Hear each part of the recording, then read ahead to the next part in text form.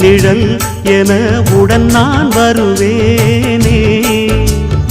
ஏழ் பிறப்பும் உயிர் துணை உனை நான் பிரியேனே.